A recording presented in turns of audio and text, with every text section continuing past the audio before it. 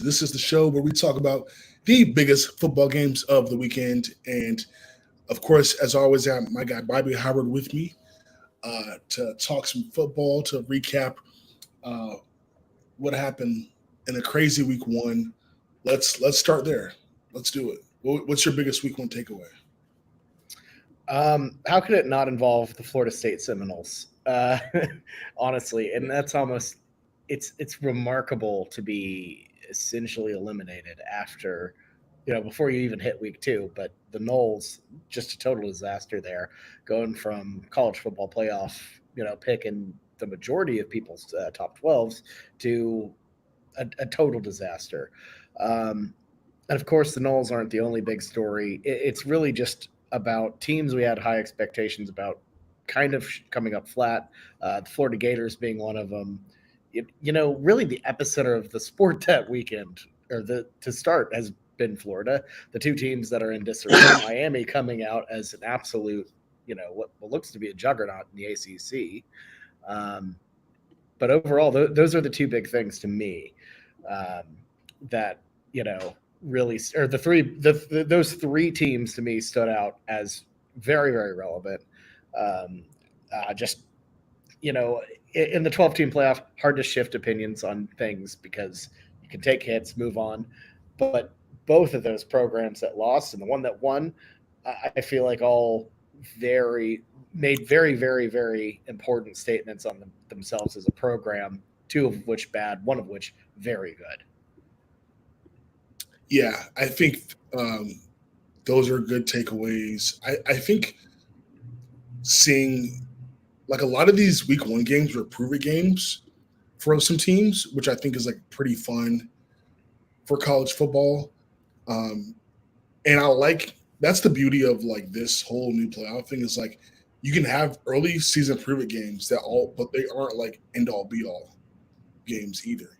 So like you mentioned, okay, at this point, Florida State is probably out of it. You're already 0-2. But like, all right, take out Florida State, right? Clemson, we kind of know, okay, maybe they are not anywhere close to being a contender. And we see that now. We also see how impressive Georgia is. So it's like, all right, cool. We know a little bit more about Clemson, but Clemson might be able to salvage their season. We know a little bit more about Texas A&M, but they still may not be able to turn things around. LSU, the same thing. But I think my biggest takeaway, Bobby, is like I love now with the conference realignment, the Big Ten and SEC both look really strong coming out of week one, and I think like everyone was talked about the whole like power conference thing, and I think that's kind of what this was partly. I think the vision for the realignment and having teams join the Big Ten, but it's like okay now like we can enjoy two different conferences being like some of the best in the sport. And now it's not all like SEC dominant. Like now I feel just as good about Ohio State, Michigan, Penn State, like multiple teams in one conference, um, as well as the SEC.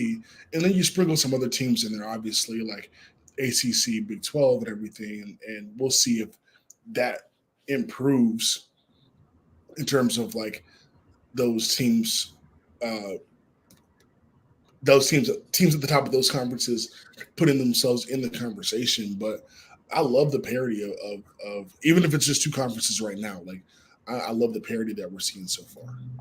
Yeah, it is really interesting to see, what everyone kind of thought would be, the power two, the real power two, kind of come out, and we've seen that, the SEC, at least from a depth perspective, hasn't been as dominant as you know, um, those folks would like to, say that they are. Um, and from a depth perspective, we've seen a couple big wins out. Obviously, Miami beating Florida there.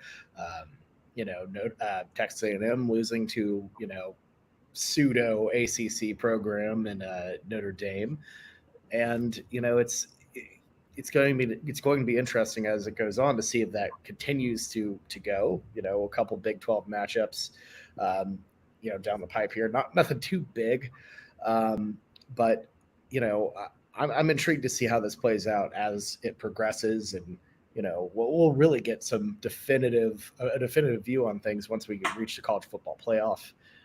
That's a long, long way away, but it's interesting to see how this new landscape continues to shape and move and change. It is. Yeah, it is interesting. We'll definitely see that. All right, guys, we got a good show ahead. We got some big games to talk about. We got a special guest joining us later on in the show, so stick around for that because we got probably the biggest game of the weekend to talk about, and we got somebody that really, really was eager to jump on and have this conversation with us. So I'm excited for that. But let's kick this off with Colorado and Nebraska. That game is at 7:30 Eastern. Nebraska is favored by 7. The over/under is 57.5. So this was a big game when it happened last year, but I think the interesting thing about this matchup is Colorado, year 2 under Dion.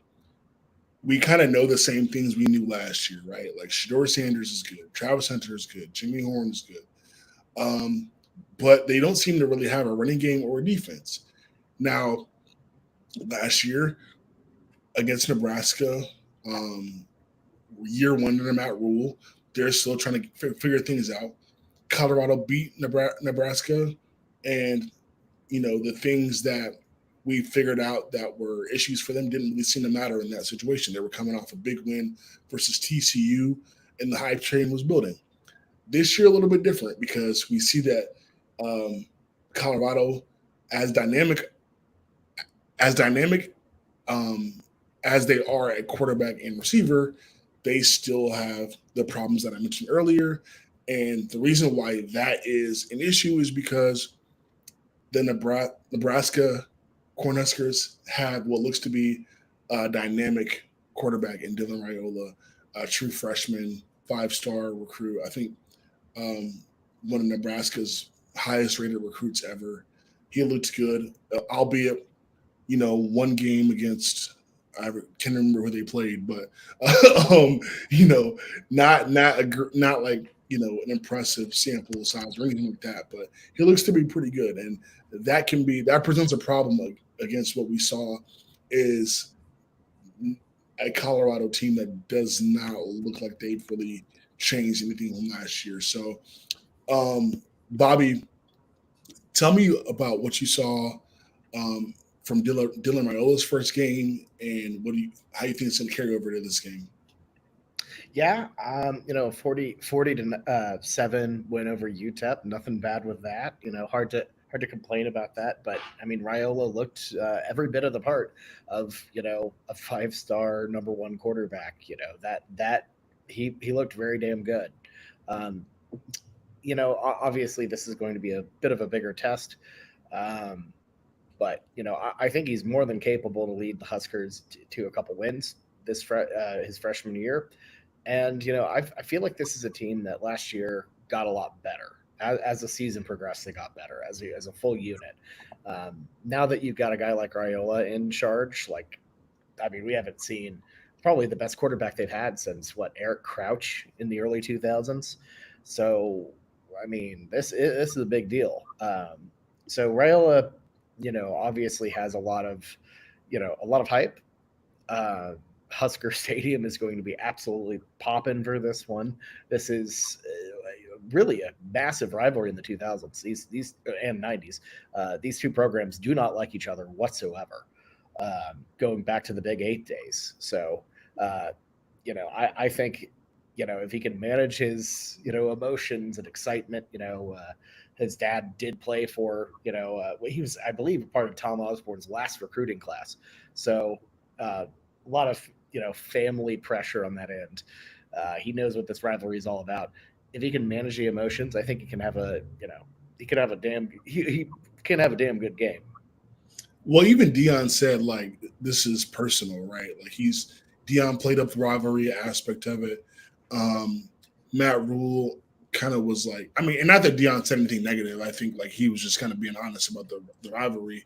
Matt Rule was very complimentary of like Colorado and what they're doing. But I mean, yeah, like to me, again, like it was UTEP, but like Colorado was playing North Dakota State, and we talk about like North Dakota State, being one of the better FCS teams, but still, it's like the way that they looked against an opponent like is night and day. You're about to go to this hostile environment, and you gotta be feeling a little bit nervous if you're a Colorado fan.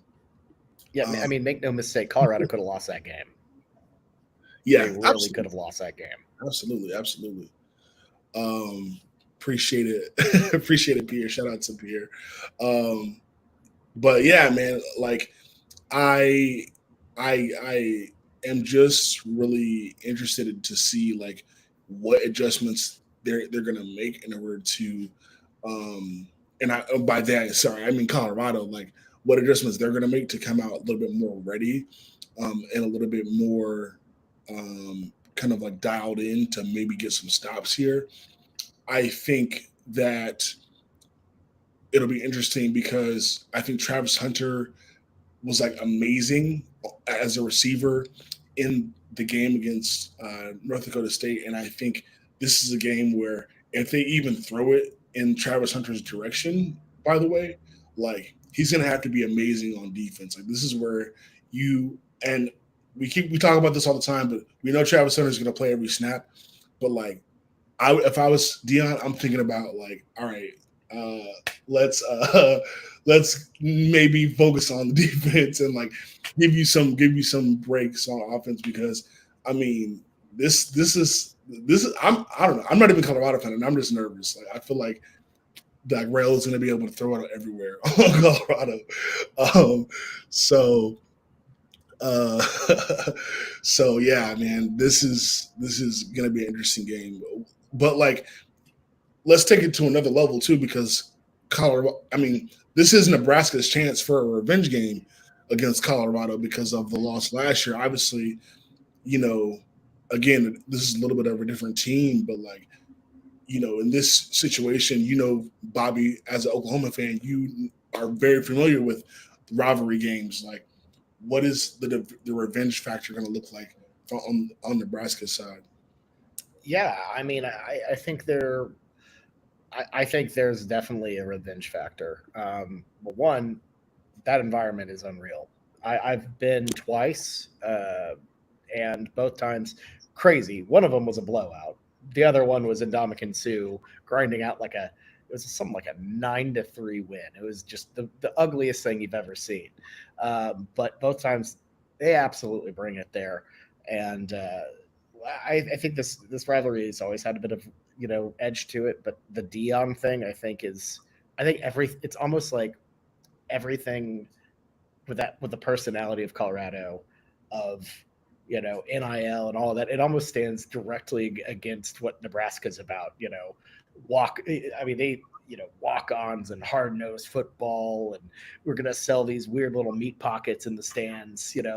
It's the least flashy situation there in Lincoln, and I think there is a revenge factor because I think they, it's embarrassing to lose to a team obviously a little less embarrassing after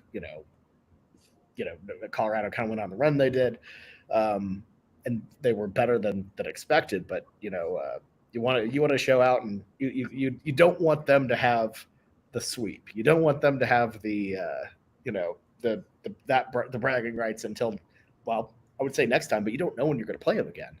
So yeah. I think it's absolutely massive. Well, folks in the chat, tell us, I know we got a few folks watching. Tell us who you guys think is going to take home the dub between Nebraska and Colorado. I'm picking Nebraska, man. Like, what I saw from that defense of Colorado, I'm hoping that this will be like a high scoring game. Like, I think this could definitely have some fireworks and be a shootout.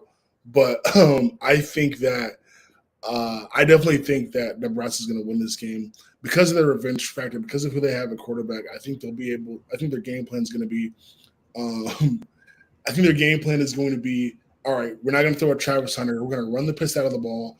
We're going to make plays and really prove that make Deion prove that this team is tougher or something. But I don't know that Colorado has the players to do that. I think Nebraska wins this game pretty easily. I agree. I think the Huskers, I think they have now the offensive firepower with Raiola. I think Colorado's defense is obviously very flawed, as Tariq's saying. And, I think they have the crowd behind them.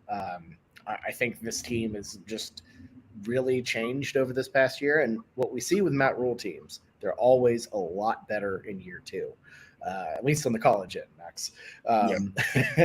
But, his rebuilds take a bit of time, but you see the progression. And I think this is going to be a big statement for the Huskers. Yeah, I think this is a statement game for both teams, but especially for Nebraska. So Nebraska hoping to get this win and make some noise in the Big Ten. Like I said, they are favored by 7. Over under is 57.5. I kind of like the over, honestly, but we're gonna get to that a little bit later on. And then this game is 7:30 Eastern on Peacock on NBC. So should be a good one to tune into. But interestingly enough, the game that is happening at the same time as that one is the game we're going to talk about next, and that is Tennessee at NC State in Raleigh. Neutral site. Neutral. I'm sorry. My bad, y'all. It's all good. Yeah, they're running this one at Charlotte. It's the Duke's Mayo Classic. Got it. Okay, yes, that is so true. So not far from Raleigh, 2.5 hours south in Charlotte. So Tennessee is favored by 7.5. I feel like that'll be interesting to see what the crowd looks like. I feel like it could be a good mix of both. But anyway, Tennessee looking impressive after the week 1 win, ranked 14th in the AP poll. NC State got a win, but not an impressive one, but still in the top 25. So officially, this is a top 25 matchup. Good, deep, sneaky, good quarterback matchup.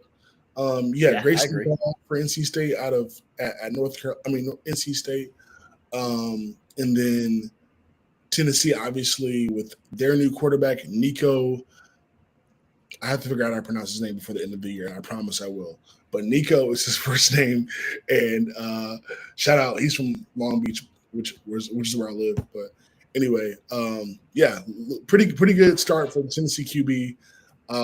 What do you think about him? Yeah, no, Nico, I believe it's Amalieva. I could be very wrong there. I think I'm getting close. My Sooners are playing them soon, so I'll get it down by week. Get it down by week 4. But no, Nico. We're just gonna call him Nico. I did my best try once. That's what we're gonna go with. I was very impressed with Nico. Granted, it was just Chattanooga, but he has looked smooth every time we've seen him in a Tennessee uniform, and very startling. As someone with that power T on our schedule to see, but overwhelmingly very impressed with him. This is going to be a much tougher challenge.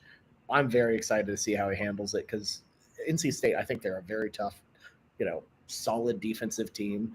But I think they're beatable. I think they're beatable for sure. So this line actually has come down, I think, or no, it's gone up. Because I'm looking at, I'm on ESPN right now, and it looks like it opened at -4, but it has gone up to -8, which is interesting. But sorry, that was a little, went off course there. That kind of surprised me, but I totally agree. NC State's going to present a tough challenge, especially at home. This is a night game. Dave Doran teams are normally pretty physical. I think they don't love how the last game went, even though they got the win. So I feel like with this type of game, NC State's normally pretty good at playing up to their competition, and this, even though it's at a neutral site, I think they're going to be. It'll be interesting to see if Dave Dorn has his team ready for this stage. Because if I think he does, it'll show kind of what chapter we're at in NC State football. Because I think for a long time, I think Dave Dorn's been trying to do something down there and really build NC State into a really, really competitive um, program, both in the ACC and nationally. And I think he's just like fallen short of doing that, whether it be just losing games they should win or not being able to really figure it out at quarterback. Like they a lot of times get these like transfer guys, or they haven't really developed a young quarterback there yet. It's been a lot of like bringing in transfers that have experience. But I think at this point, like even if they don't win, if they play it close and they give Tennessee a game, I think this will go a long way in showing that, okay, NC State is making those steps to really contend in the ACC, and this game goes a long way in it. But yeah, they got a really elite quarterback on their hands.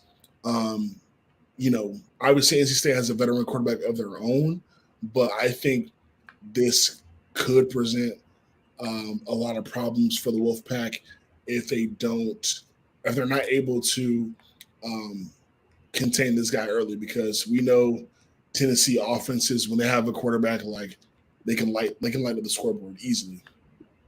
Yeah, I mean, no doubt, and it's such an interesting matchup because it's the super old quarterback transfer quarterback Grayson McCall finally left Coastal Carolina while that he's still in the sport, which I Yeah, love. I've always really liked Grayson McCall, and then Nico is young, so it's hard to see who has the advantage because Nico obviously has the way higher upside. But McCall's he's wily, hasn't really played on this level of a stage before. I mean, he's played no, bowl games and crucial conference championships, but those are all in the Sun Belt. Definitely different. There's no teal field here. It's a little bit different. Um, so I'm intrigued to see how it all shakes out. But right now, I got to go with Nico. Not only just because I feel like he's a better, just raw quarterback, but I think he has the better weapons, at least offensively. for context, Grayson McCall and Sam Howell, I believe both they played against each other in high school, and I believe they're both like the same age. Like I think they both came out of high school at the same time, played against each other in um, what is the name of that county? It's blanking. Indian Trail. I forget the name of the county. I should know it because I lived 30 minutes from there. But they played against each other in high school, and around the Indian Trail area, right outside of Charlotte, North Carolina. And Sam Howell is now in his third year in the NFL, and Grayson McCall is about to play Tennessee on this Saturday. So if that gives you any context of how long Grayson McCall has been uh, in school, that should tell you. But yeah, I mean, extremely experienced quarterback. I think that does do a lot for you in a game like this. I just think Tennessee, like even if I say okay, I think I like Grayson McCall a little bit better, um, because he does have some playmaker in him. I think Tennessee just has a lot of talent in other places that a young quarterback like Nico can take advantage of. I kind of also am interested to see like how the receivers match up. Like NC State has a really underrated receiver, um, and Kevin Concepcion. He's really good. He makes plays all over the field. Last game, he went for 121 yards, 3 touchdowns, 9 receptions. Like that kid torched UNC last year. Like I think he's going to be a really good. really good when he goes to the NFL. He's a little bit undersized, but like he can really make some plays. But Tennessee's got some weapons too. I don't know. This is like when it comes to like skill position by skill position, like this is a really hard game to pick. Like both of these teams have some weapons, but at the end of the day, I don't know. This is a tough. But I would say like for the what this game is, to answer the question, I have to give the slight advantage to Nico because of the weapons. I think Tennessee just has more. And even though Nico is younger, he's going to be able to take advantage of what Tennessee has as opposed to Grayson McCall, who has really nice weapons, but it's just not at the level of Tennessee. It's not at SEC level. It's a different ball game. Absolutely. And look, Nico's not going to be having to face a defensive line like what Tennessee has. That is going to be the X factor to me. Not enough people talk about how damn good that Tennessee D line is. It's one of the best in the country. Yeah, absolutely. Okay, so prediction time. Everybody, you know what to do. Let me know who you got in this game. I'm taking NC State to cover the 7.5. Now it's 8, I guess. I think NC State covers that. Even though it's a neutral field, I feel like there's going to be a lot of people that come down from Raleigh that are excited for this game. They're going to be able to make some noise. Like I said, Grayson McCall factor. Even if they don't win this game, I think he's going to be able to make plays, keep the game close, keep it in reach. NC State's got as much talent as anybody. I don't know how they're going to be able to run the ball to the point you just mentioned that Tennessee defensive line is crazy. But I like NC State to keep this within 8. Like I think Tennessee could win by like a touchdown or less. Yeah, I think Tennessee just has this offense is honestly everything about the Vols this year has been a little underrated. I think they just kind of uncork it on NC State. And frankly, I'm a guy who really likes NC State. I had them winning the ACC this year. So I'm not trying to dog on the Wolfpack at all. I think they're a very solid program. I just think Tennessee, offensively, defensively, they're just going to be too much. And I like Dave Doran. Every time the lights get to this point where you're not the upset, you're not like the sleeper upset, team. The lights get a little too bright. I just don't think this is the place he gets it done. Maybe next time he goes to Charlotte, when he gets in that ACC championship, he gets it done. The Wolfpack get it done, but I like Tennessee here. And Tennessee to cover. Tennessee to cover as well. Yeah, I forgot to mention that part. It's easy enough to just pick one team. Yeah, for sure. I mean, it is what it is. I think. Yeah, this will be, like I said, for people that are not as familiar with like the ACC specifically. Like, this is the game where Dave Doran can turn a new chapter, especially if they win. If they win, like, this is a new era in NC State football. And I think that is a large amount of pressure to put on one game. But that's college football for you. Put up or pressure every week. Put up or shut up for sure. And yeah, ML with a good point about Heupel. And that trenches battle is going to be crazy. Vols have a problem. I agree. I will note as well, if NC State wins this game, there's not going to be a lot to separate them from the playoff. They're like a couple like tough wins away and taking care of business, because they really have two tough opponents. It's them and Clemson. I'm just saying, do that. You waltz to the ACC championship. If you're a one-loss ACC team, that probably gets you in. I don't know. The committee has obviously not been kind to the ACC in the past, as Florida State fans can attest to, but also reality hasn't been very kind to them either recently. So anyways, enough dogging on the Noles. I'm ready to move on when you are. Yeah, for sure. Yeah, I think, I mean, that's a good point. NC State definitely has a tough schedule. Like, they got to go to Clemson. That's never an easy game, even when Clemson's not doing that hot. You got to go to Georgia Tech, which that might be a ranked matchup, and then North Carolina, I don't know how our season's going to go, but like you got to go win that game in Chapel Hill. So I like if North Carolina's like a 7-8 win team, like that's a good win in the committee's book.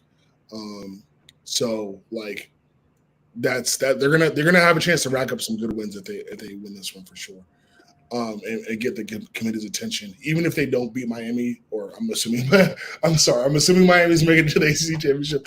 Even if they don't win the ACC championship, I think they're going to have a good argument if they win those games. Okay. Yeah. Yep. Yeah. All right. No longer Pac-12 after dark. It's Mountain West and Big Ten after dark. Boise State at number 7, Oregon. Oregon favored by 19.5 points to beat Boise State. They were favored by like 40,000.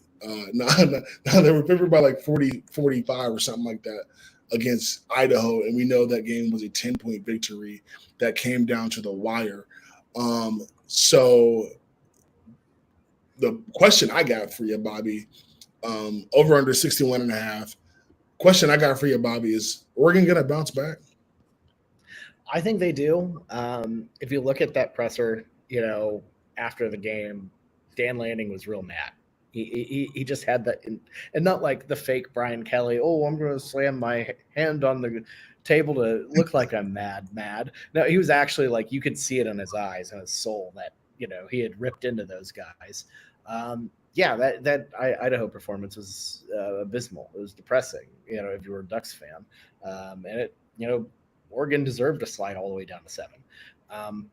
That being said, I feel like they're in a really good position to cover up a lot of their weaknesses, what they've made mistakes on. The offensive line still solid enough, I think, to recover from that. And you just need to clean up a couple issues. Of course, as we know, Boise State has a killer and Ashton Jonty, who's an unbelievable running back. So it'll be a little interesting to see how the defense holds up. Apparently, Boise State also has really good wide receivers, which I have to mention, or else they're going to get the apparent throngs of Boise State fans are going to get mad at me for not mentioning. No, I think Boise poses a problem, but I think Oregon got their wake up call last week. Yeah, I think they did, and I think if you're Dan Lanning, like you have to coach this week as if you lost. You just have to, because I know coaches don't pay attention to the spread, but like the spread said a lot about what people thought or what Vegas thought Oregon is supposed to be. And maybe they were also being a little bit disrespectful to Idaho because, I mean, like even me, I had to do quite a bit of research on Idaho before that game. And that's when I realized that they are a team that can compete in the FCS. But even still, like a good FCS team, that's not going to make this. That doesn't necessarily mean the spread should be like that much less. I just think like 46 or whatever it was just too much. But 10 points is way too close of a game. Like if you're the team if you want to get to where Oregon's trying to get to, like that's just too close of a game. So I think Dan Lanning is going to coach it as if they lost. I think that Oregon has the ability to shut down the run game, which is Boise State's strength. I think Oregon has the talent across the board to defend the pass and defend those dynamic wide receivers. I think the onus, and again, it's kind of crazy to be saying this because the box score looks so good, but Dylan Gabriel, if it becomes a track meet, you're going to have to find ways to make the pass game work a little bit better than it did against Idaho. Like, that's the bottom line. That's the formula for the big win against a Mountain West opponent that Oregon is looking to get, albeit a Boise State team who people expect to be in the conversation for the playoff from the Group of Five spot. Yeah, I mean they've got to make a statement. This is like I don't want to say gotta because it's a 12-team playoff. You can win your way there with 3-point wins across the board.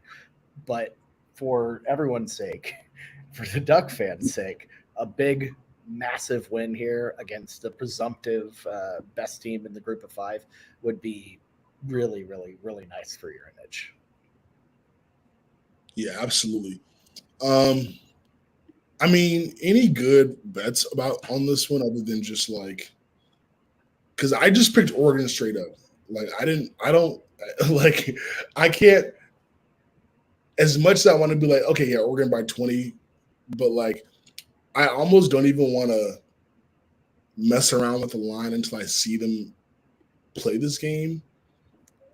So for me, the line is a stay away. But I mean, the only other bet I was really thinking about was like the under for Genty, but I don't know his prop yet. I need to look it Yeah, up. yeah, no, I mean that is the question, but I could definitely see Oregon selling out to stop the run, which may or may not work for them. I'm not quite sure. Hand to God, I haven't watched too much Boise State, but look, they had their running back had 6 touchdowns. I imagine they're probably not as good through the air, and because of that, I think Oregon's defense, which was, all things considered, pretty good against Idaho. Again, problem Idaho, but for other than like just two kind of breakaway plays, the defense held fast, and because of that, I I love the Jaunty under. I think the total might be a nice little overplay here. I think Boise is going to get out and hit a couple big plays and all of that, but overall be contained. I think you could count on a good 14 from Boise. So I don't know. We'll see. We'll see. Yeah, we'll see. We don't have any sponsors to like answer to on the weekenders, so I was like gonna just see if I could just look it up on like chalkboard or something or prize picks. But yeah, I'm not seeing anything for Jonty's rushing yards. But yeah, that's definitely something to look for um, whenever that does come up on like whatever player prop site that you like to use. Um, but yeah, is going to. I think Oregon's going to be able to get the job done, and I think style points matter in this game. We hear that a lot when we talk about the college football playoff. They say style points matter. Well, this is one where the dang on style points are going to matter. Oh Oregon. yeah. But this is game's going to be on Peacock, 10 p.m. kick Eastern, 10 p.m. Eastern kick Peacock at Austin Stadium. Boise State Broncos and Oregon Ducks should be a really good game. But we got one more big game on the docket.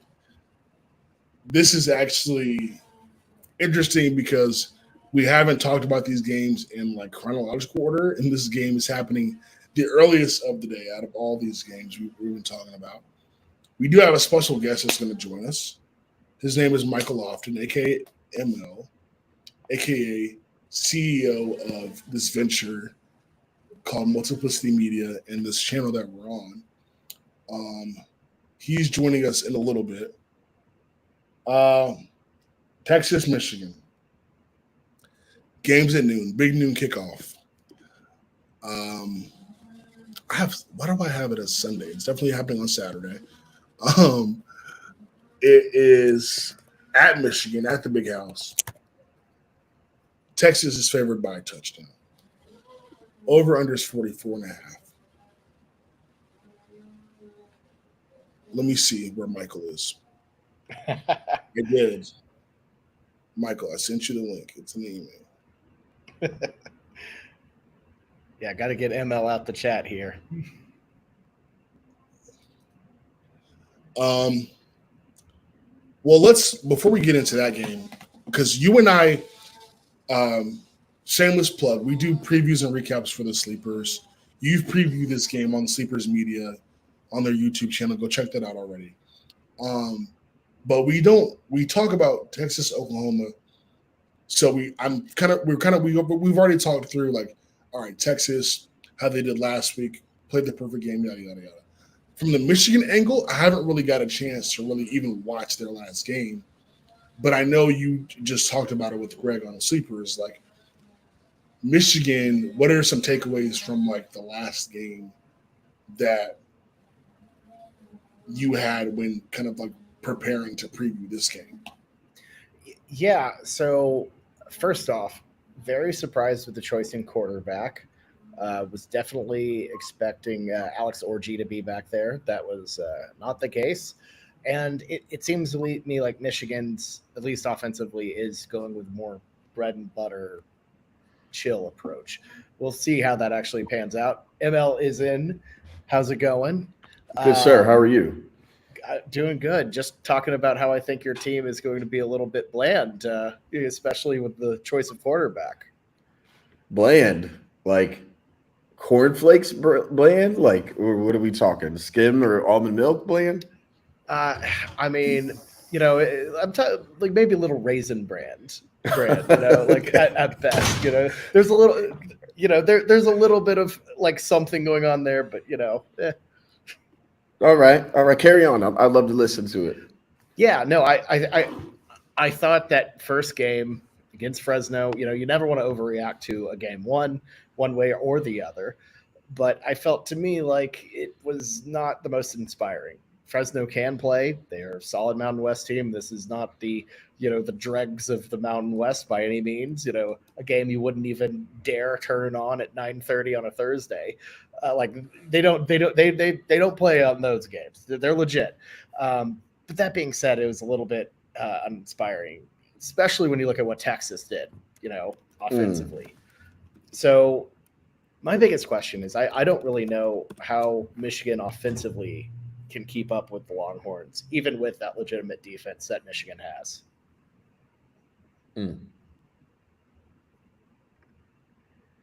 I don't know either.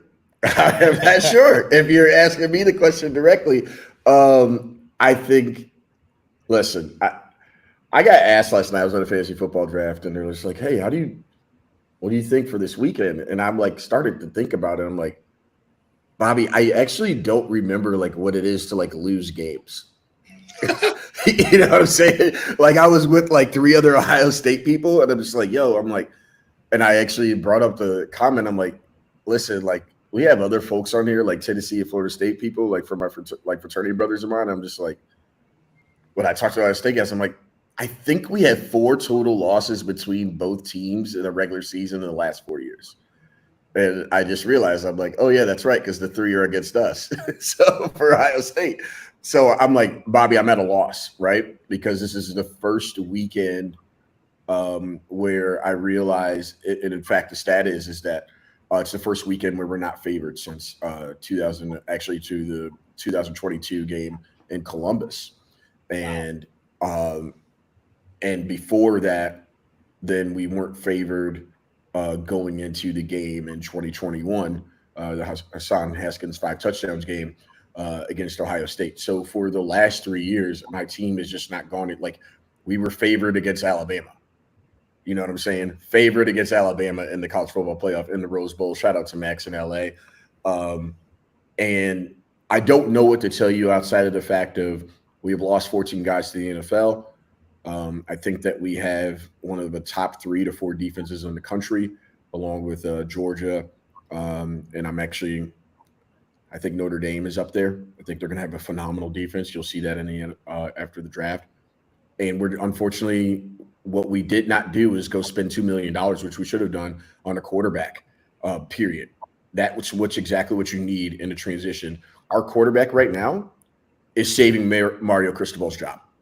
Let's just call it what it is. Our quarterback right now is saving Mario Cristobal's job at the U because Mario Cristobal thought it would be okay to for, I don't know, run a play against Georgia Tech and end up losing. But he just got a last year. I still don't understand that. But that's our issue, right? And it's the most important position, maybe in all of sports. And we are not comfortable there. But you know what? There's a lot of people who told me we didn't need a quarterback to win games last year who didn't believe in J.J. McCarthy. And all he did was just become a first-round pick and the fourth quarterback taken off the board, 12th pick, and 28 touchdowns, 1 interception from the year. So, Bobby, I don't know how we do it. I just can't, fathom saying my team doesn't have a chance this weekend because I haven't experienced that since Jim Harbaugh decided to start Joe Milton against Michigan State in the COVID year. Oh, go ahead.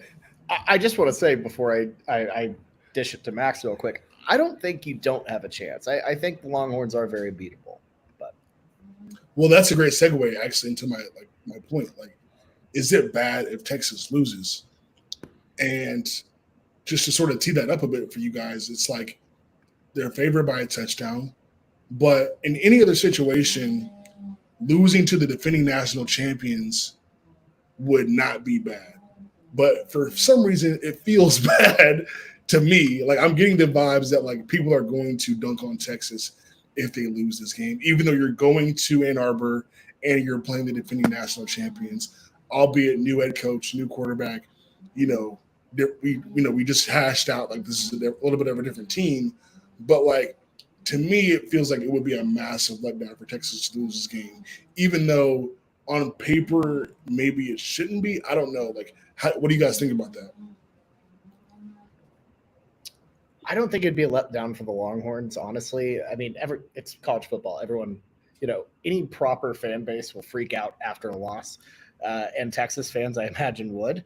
But I mean, it's still Ann Arbor. It's still the big house, and Michigan, they're not chopped liver. That defense is legitimate. And with the new college football playoff, you can afford to take a loss. Hell, I'll put it this way. Losing to Michigan is way, way, way less bad than losing to, say, Vanderbilt because it's out of conference. So I think they can get away with a loss here, take from that, learn from it, move on. But I wouldn't say it's the end of the world. Can they though? Seriously, can Sark afford to lose this game? Yeah, no, I think they can. So last year, clearly they went to Alabama and did their thing, right? And in one of the best road wins, but Jalen Milroe wasn't he wasn't Milroe for what he was towards the end of the year, the quarterback that we saw in Atlanta and beat Georgia. But I think, and Max, I'm glad you asked the question. The other thing about it is I think this is the biggest free roll Michigan has ever had in its last 3 years. And it's because 2021 Ohio State was Jim Harbaugh knew he had to win. You had enough. It was at home. You had to win. 2022 in Columbus, I was like, oh my gosh, we could lose this game and still make the playoff. We're fine. And then we go and beat them by 21. This year, I'm not nearly as concerned, and I know you guys did a great job of covering this, and you mentioned a couple of times today. The college football playoff going to 12 teams allows for so much error in terms of where you can make sure that you can play yourself back into it, right? It's not, you don't know, you won't have the Nick Saban, you will know if you're good enough, right? Nick Saban used to politic and be like, hey, listen, we won the SEC. It doesn't matter what anybody else did. We're the best conference. Just put us in, and you can figure it out after that. Michigan is playing 3 of the top 4 teams in the country: Oregon, Texas, and Ohio State this year. They have to figure out a way to go 2-2, and I'm going to throw Penn State in there as a top 7 team because I see that the people are starting to believe in James Franklin again, which is phenomenal for me because we already know how that's going to turn out in Ann Arbor later on for that. If they go 2-2 in those games, they don't have to make it to Indianapolis and still get into 12. That's why it's no pressure in Michigan. I think all the pressure is on the University of Texas at Austin this weekend. Yeah, there's pressure for sure. I do think, to answer your question, can Texas afford to lose? Technically, I mean, maybe, because if you look at their schedule, if they lose in Ann Arbor, that puts more pressure on them in two scenarios, or actually three scenarios. The Red River rivalry. You're playing Georgia, albeit at home, but it's still Georgia. And then we'll see how this, turns out in terms of what Texas A&M will be. But that game, final game of the year at Cal Field, Mike Elko might have some things figured out by then. Then that becomes an even game where there's more pressure. So that's three games, which obviously you might have to win all of them, right? Only winning two might not be enough. And then we haven't even talked about the SEC championship if you get there, and what that could decide. So this is I don't know if Texas can necessarily afford to lose. I mean, again, technically yes, but that's going to make the rest of your season that much harder because they have some tough games coming up. Yeah, I think it definitely shifts the margin of error. I think Texas can, if they can take two losses and still make the playoff, if you ask me. And I will say, it helps if one of them's non-conference. But this is one you definitely would rather have than not. They were gifted just a peach of a schedule by the SEC, which I understand the matrix, I get it, but. Geez, yeah. You'd rather win this one. Of course, you'd rather win this one than lose it. It's just Oklahoma is now. Oklahoma and Georgia, just say those in those two words, are conference games, right? It just used to be okay, there's Oklahoma, and then man, all right, we just got to figure out a way to get a win out of Morgantown and get back home, right? Or go to Stillwater, and it's no. You have to host Georgia in Austin this year with Carson Beck, and Kirby is telling his boys they had no respect for you, and all it took for you was to lose a one-possession game to Alabama, and they didn't think that you were good. And they're talking about their arrests. Georgia's going to be so motivated this year to just go out and be the first 12 team. We're going to just handle business, and we potentially have a top 3 Heisman candidate. I don't think Texas can afford to lose this weekend. It's not me as Michigan deflecting, and we'll get into predictions a little bit later. I just don't think that Texas can afford to lose because they need that notch on the belt that Notre Dame already has. Did you see the committee put Notre Dame at 5 already? The AP rankings. It doesn't matter. Doesn't matter whether they get to 1 because they can't finish higher than 5. Because they win a conference. So what they did was just all right, we just think that you're all going to win out. Or if you lose to USC, it doesn't matter. We'll still keep you at the 5 seed. Texas has to worry about what Georgia is going to do, has to worry about what Tennessee is going to do, has to worry about what Missouri is going to do. Texas had and they ran it up last year in the Big 12 championship. Remember that, Bobby, when they tried to run it up on Oklahoma State? They may not have an opportunity to do that. I'm not sure Texas gets to Atlanta. I think if they win this weekend, I think if they have them this weekend, then they get to a point of hey guys, we can do this on the road just like they got with Alabama. So that's where it comes down to. I hope that point makes sense for everybody. Well, not only that, I think this game really matters for the SEC as a whole, for the conference because of last week. Yeah, right. Last week was bad. Right. It was not a good performance, and even then, these are two of the top dogs in each respective conference. And look, this might come down to a Texas that didn't win a conference championship and a Michigan that didn't win a conference championship, and you have head-to-head. Mm-hmm. So when you're trying to figure out which conference should get more bids, you look at the head-to-head, and you look at this, and it might matter for an Ole Miss down the line. It might matter for an Oklahoma or a Georgia or an Alabama. Georgia will be fine, but no, this is a massive matchup by far. You know which team is loving this right now? If I'm a Ohio State fan, yep, that's exactly where this is going. Incredible, win-win on either side. 100%. 100%. Michigan loses, okay, it's right for obvious reasons. Texas loses, that's one that could potentially be one less at large team you have to worry about. Like this is a good situation if you're a Buckeyes fan for sure. Now, I will say, if Texas does win, how long does it take for Ohio State fans to start claiming Quinn Ewers as a quarterback from them? Dog, they already did this weekend. It was wild behavior. Talking about, it was wild. Oh man, it's crazy. I mean, you don't see me like looking at Spencer Rattler highlights and be like, "Oh, that's my dog. Look at him go."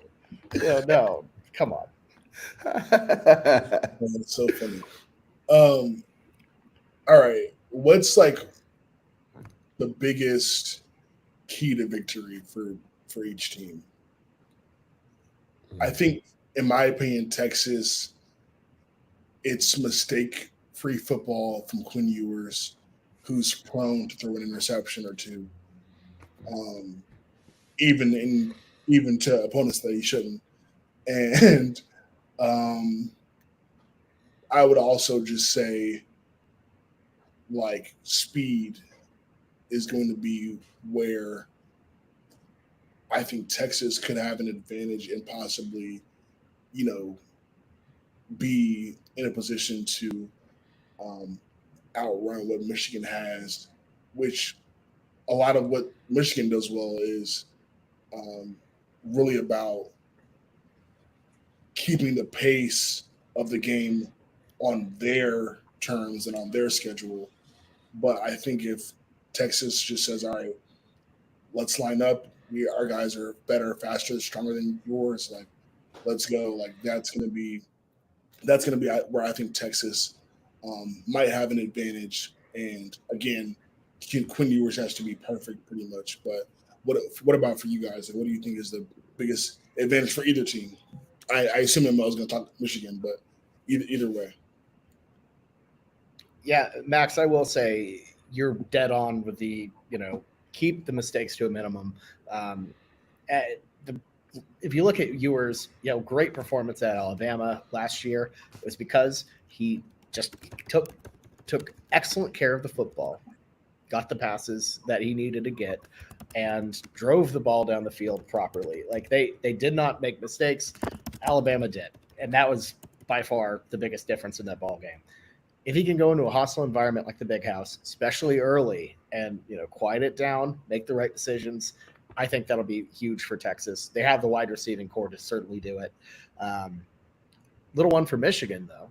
Get Quinn Ewers off the field.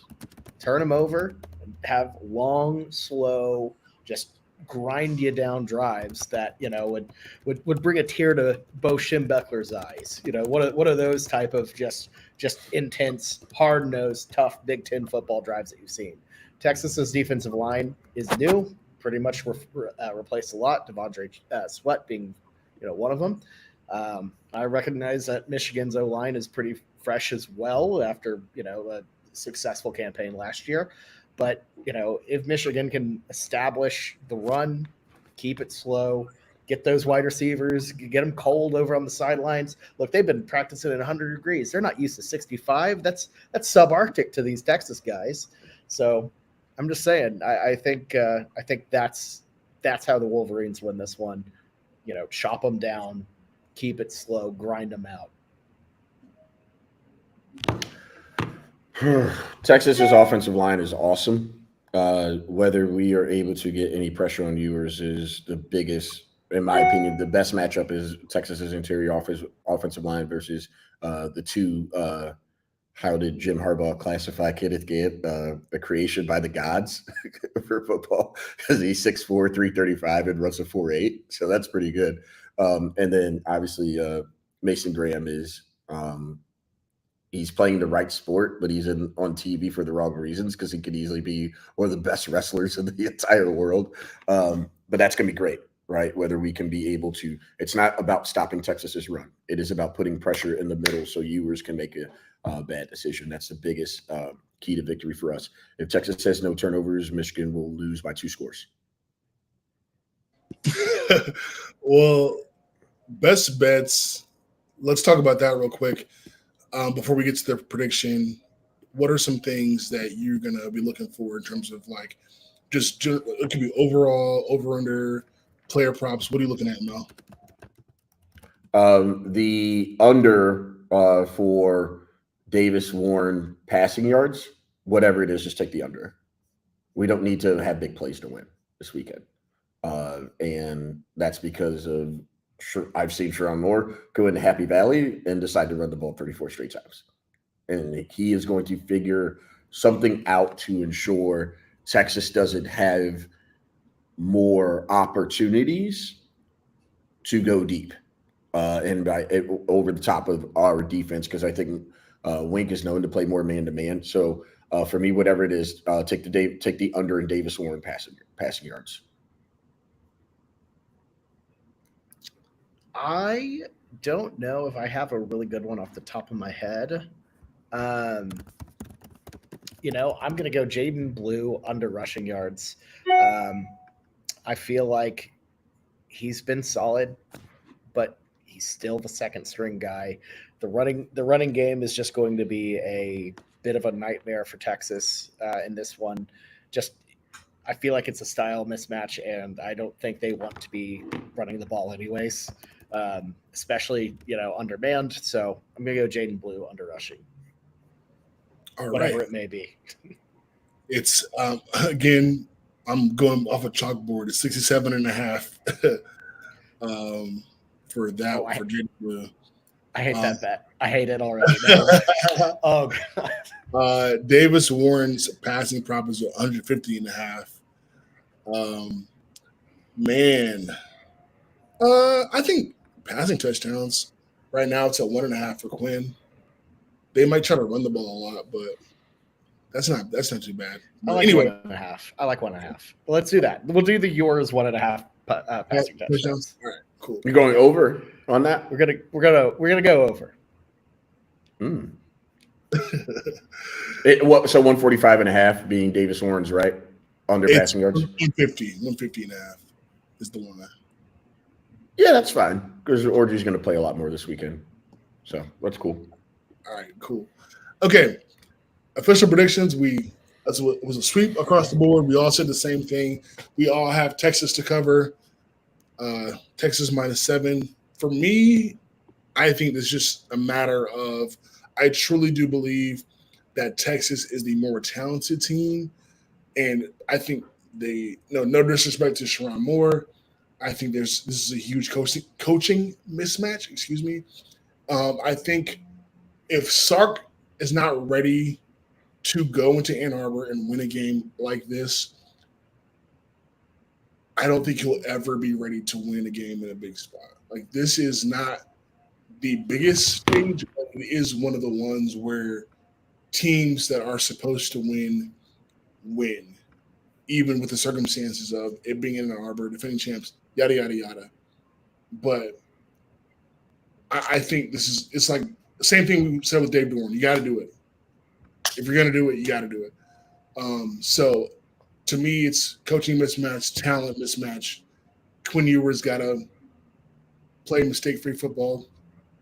And I think Texas gets the win -7. Yeah, I'm with the Longhorns as well. As much as it pains me to say, I just feel like the offense is too explosive. I think they'll struggle a bit, and I think it'll be close for a while. But I see the Longhorns being able to kind of pop off and run away with this one towards the end. Ewers too good in big moments like this.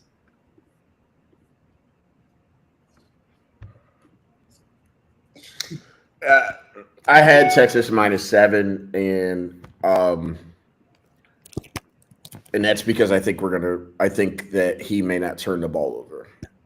But I will say, I will be extremely happy with the win over Texas. Great, and I will say that I'm not going to go lower on Michigan because I just know what this year is. This is just what it is. 9-3 would be phenomenal. I think 8-4 is our floor. I don't see this team losing 4 games just because I think they're too well coached. And Sharon Moore is no problem in beating James Franklin, Ryan Day, and others.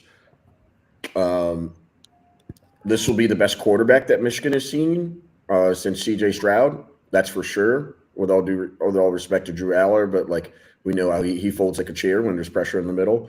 So that's no problem. The issue is I don't know if Sark will put Quinn in positions to where he turns it over, and very similar to what he did in Tuscaloosa last year. And there will be no better atmosphere. Like, that's the best that you can. Like, it is so hard to win in Tuscaloosa, and for what to do what they did last year. Now, granted, Alabama was not nearly the oil machine, which we found out the next week when they barely beat USF 17-9, I think it was last year in Tampa. But I think that this is Texas' time. But I will say I will be back later, definitely during the Red River Shootout if Texas loses, because we will be dancing on Sark's grave, very similar to what he did on his divorce. I want to dance on his grave. I didn't like the divorce. Fine-ass black woman, fine-ass sister that he divorced. Bobby knows what I'm talking about. I guarantee the On3 Oklahoma site was going crazy when they found out that Sark got divorced right before he moves to the SEC, by the way. Crazy work. Sooner Scoop is a wild place. Yes, I it will is. say. Oh my God.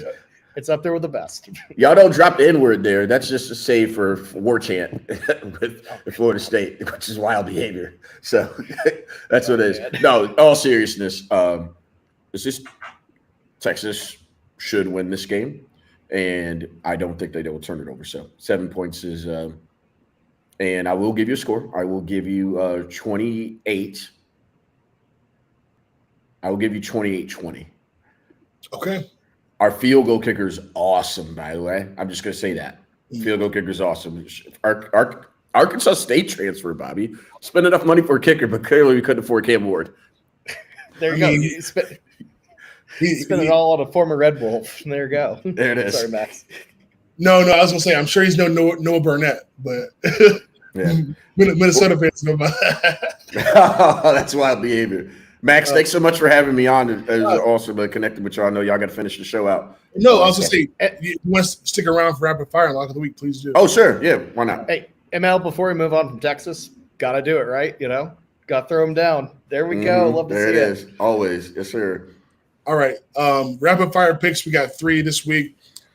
Sneaky good game. Georgia Tech, number 23, ranked in the AP poll for the first time since I don't know when, but well-deserved win. Well-deserved after the couple good wins. They're going to go to Syracuse and face a familiar quarterback that ML here knows, which is Kyle McCord. Syracuse coach was very complimentary of Ohio State for letting Kyle McCord go play a quarterback at Syracuse. And so I think this is going to be a sneaky good game on the schedule. I actually love what I saw out of Georgia Tech. So I'm going to go with them because honestly, I think despite, the good game that Kyle McCord had, I don't trust him at all. So I like Ja Tech in this one. Yeah, no, give me the Yellow Jackets as well. They thrive off of, as their head coach said, running the damn ball, and that travels well. I like the Jackets here. Yellow Jackets by 10. All right, love that. Oh, hold on. No, I wrote that down. I wrote that down incorrectly. Syracuse is going to cover. Georgia Tech wins. Okay. Yeah, spread is 2.5. Yep. It's gonna. I think we have something very. I would tease it up. Syracuse. I would take tease it up. Syracuse +3, but Georgia Tech wins. All right. Iowa State at number 21. Iowa Cyhawks. Another sneaky good game, I think. Another familiar quarterback for ML. Cade McNamara for Iowa on his redemption tour a little bit. Facing Iowa State. This game, I believe the spread was Iowa -2.5. This game's going to be 3:30 kick, CBS. Kind of interesting window there between some of the bigger games. Iowa State's quarterback, Rocco Becht, really dope name. Looks pretty good last week. Had a nice stat line. I think this is a really tough game. I think this is a new Iowa. Like, we're kind of seeing a different chapter in their history, and I think they're going to be able to get it done. And I think I like the over 35.5, and I'm taking Iowa. Over 35.5. This game is wild to me. We call it El Asico. We call this game El Asico for a reason, ML. It's going to be a tough slog, and there will be tears shed in the South when they hear that beautiful CBS college football music being played over Iowa State, Iowa. Yeah, I'm so excited. It's going to be great. Look, this is what you call a hot stove game. It looks appealing to go with the rival or the underdog in the rivalry with Iowa State every year. Like every other year, you're like, this is the time they do it. Home underdog, man. Yeah. Every time you look at them, you're like, oh, this is a chance they finally upset Iowa. No, Iowa. Iowa's going to do it like they always do. Yeah. Iowa wins. Yeah. All right, cool. Good winning down there in Kinnick. All right, last rapid fire. We got App State, who was Bobby's group of 5 pick for the CFP, going to play Clemson in Death Valley, coming off of a brutal loss not down in Georgia, in Atlanta, but to Georgia. I got Clemson to bounce back against the App State Mountaineers. Let's get a little wild. We're going with Yosef and the boys. Give me App State on the road. Put another dagger in Dabo's grave there. Love it. App State. It has been it's brutal for me. It has been 17 years and 3 days since one of the worst days of my entire life. App State. Yes. Shout out to you, Jason Cordy. Happy anniversary, my man. I was at a wedding in Ohio, nonetheless, when App State beat Michigan. App State's a better program than what they were back then, actually. I think they're really well coached. They can win this game. If they can win this game. Death Valley is a very, very hard place to play. But I will tell you right now, I saw nothing out of Clemson, and I know they were playing Georgia. People say, oh, man, their defense held up for 2 quarters. Well, you know what? Kirby Smart also just wanted to see what he's got, and then he just said, oh, okay, let's just go take the castle. And Clemson looked terrible. This is Dabo Swinney's swan song. And you know what? If I'm Clemson, I'm hiring Deion so he can beat up on Florida State. People think that Deion's going to Florida State. Deion, I'm telling you, I'm just giving you a hot take right now. Let's do what's rapid fire to get this off. I've been thinking about it. Dabo's done. College football's past him. This is what it is. It's no disrespect. He's a Hall of Famer, but you know what? And it's been a good run, and it's over. That's what it is. If I'm Clemson, I go get Deion. You let those kids that have never seen grass in their life and go play on that golf course. Then you put them down the slides that they got going on, barbershop, pay him $500K. He wins a natty in 2 years. Get out of there. Get out of there now. Get a transfer quarterback. And what you have to leave Colorado. Deion should be the next coach at Clemson because he hates Florida State because they didn't give him a chance early on. Yeah. No, that's a hot take, and I actually am not mad at it at all. I actually think that actually would be a very smart move by the Tigers. I mean, we'll see how, because Colorado has to have some level of success, I think, for you to be able to justify that. But I do think Deion still has, I think, a lot of people's ear on the recruiting side, and I think he's done a good job of Colorado by bringing in so much NFL experience that I think that could transfer over to a place like Clemson. So I think that could actually work. The line on this game is Clemson is favored by 16.5. Which is insane. It's insane. I'd feel better. Like I picked Clemson. I'd feel better if this game was in Boone. I just think, like I said at the beginning of the show, no matter how down bad Clemson is, that's just going to be a tough place to play. But man, if App wins that game, then people are going to be having some insane conversations. Like it's going to get ugly. It's going to get ugly. There's a good chance it may not be a good win for them at the end of the year. I hate to say that. I'm dead serious. I do not like this Clemson team at all. Yeah. All righty. Well, that's our rapid fire picks. Let's get to lock of the week. So here's my lock, MO. Actually, this won't go towards like the score or anything, but I want MO to decide which one is his favorite lock. All right, so I'm a politic to you. I'm a politic to you. We'll do our best job of convincing MO which lock to go with. All right, so I have my lock is Colorado, Nebraska over 57.5 because to me, I really do think that Colorado's best chance of winning this game is for it to be a track meet. Throw the ball to Jimmy Horn, Travis Hunter, score touchdowns. I don't know if they're going to be able to run the ball effectively. That would go a long way in helping them score, obviously. But I think, there's not going to be much. There's not much from the North Dakota State game that convinced me that Colorado's going to be able to stop anybody. So in my mind, that means that Shador and them are just going to have to air it out. Combine with Dylan Raiola for 1,000 yards, put up points. I am using Hulk force to push the button on the over for Nebraska, Colorado. Over 57.5 is absolutely insane.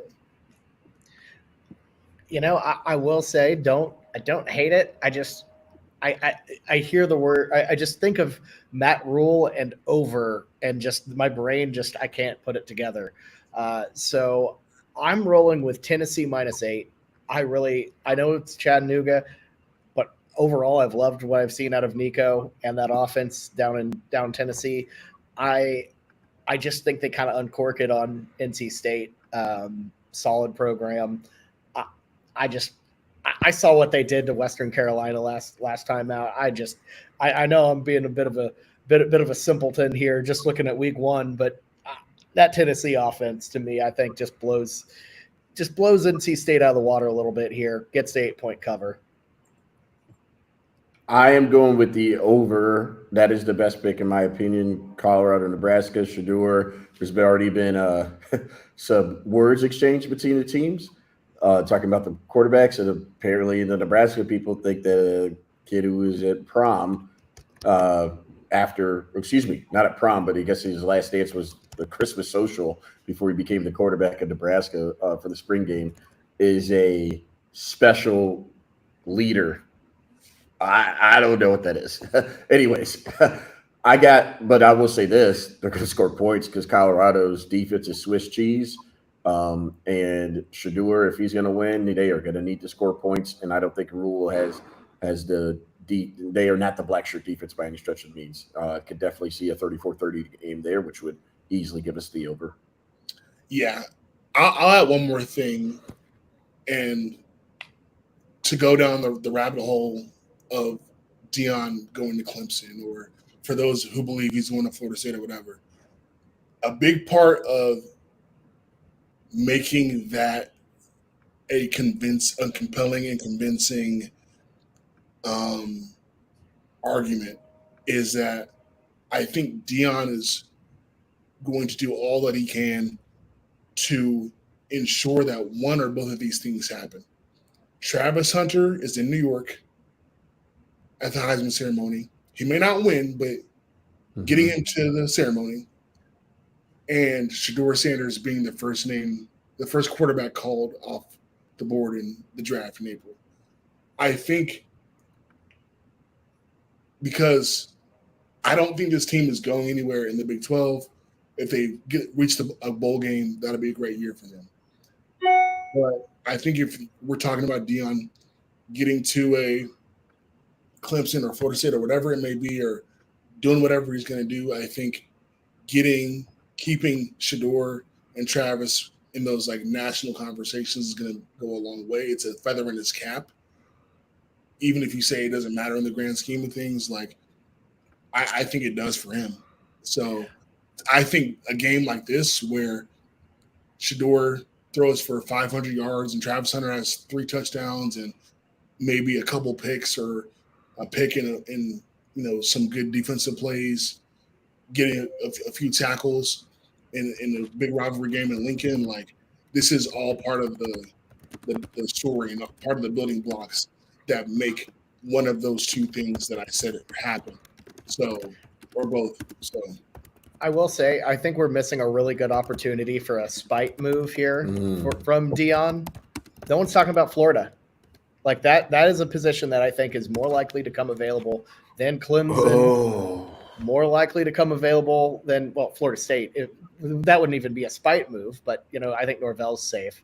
But you got the Gators, you got the SEC, you got so much money behind you, and you got an annual rivalry game with Florida State. Obviously a little out of conference, but that would be quite an upgrade in terms of what you got going on. I love that. I really just want Dabo not to be there because there's nothing good for him with college football anymore. Like, I despise Dabo Swinney. I don't think I made that clear. I really hope he runs for Congress and loses by 20% votes. I really want it to be 60-40 because he wants to talk about – anyways, let me relax. Florida's such the spite move. 100% it is. Facilities out the wazoo, they will fix that stadium. And I'm telling you, he does not – it is something about Florida State. Even like the interview, he says he doesn't even associate himself with them anymore. Yeah. Yeah. And I mean, that's a legacy program. Clemson, you could argue a little bit of a flash in the pan, but Florida, that's an establishment. That's a really damn good job. Yeah. Yeah, we'll see. We'll leave it there. The only problem, ML, is he's going to end up having to play Michigan a billion times in bowl games because that's just what happens with Florida and Michigan. Oh, brother, absolutely. I mean, there's been more Capital One bowl games, which just I don't want to see that at all. Even though back in the day you couldn't spell citrus without UT, but then Michigan just took that over for a little while. Yep. Nothing orange about us, but that's just what it was. All right. Well, we'll leave it there for this episode of the Weekenders. We'll see you next week to break down week 2 and talk about the biggest games of week 3. ML, thanks for joining us, man. We always have you on the show. Love it. And make sure y'all are checking out all the guys' previews for everything Oklahoma. They are doing a lot of coverage there on Sleepers Media. The guys are doing such good jobs there. And Greg is making sure the guys are at work and they are making it work this year. College football I really, really enjoy you guys and looking forward to our meetup at Michigan, Oklahoma next year. Oh, absolutely. No doubt. Yes, indeed. Maxwell, you were making that trip, sir. Oh yeah, I got to get to Oklahoma. I didn't get a chance to when I drove cross country to California. I don't think I stopped in Oklahoma. I didn't drive through Oklahoma. I took a different. But you went through Arkansas. I remember. Yeah. So I'm due, but I'll see you guys then. Take care, fellas. Appreciate you. Thanks for watching. We'll see you next time.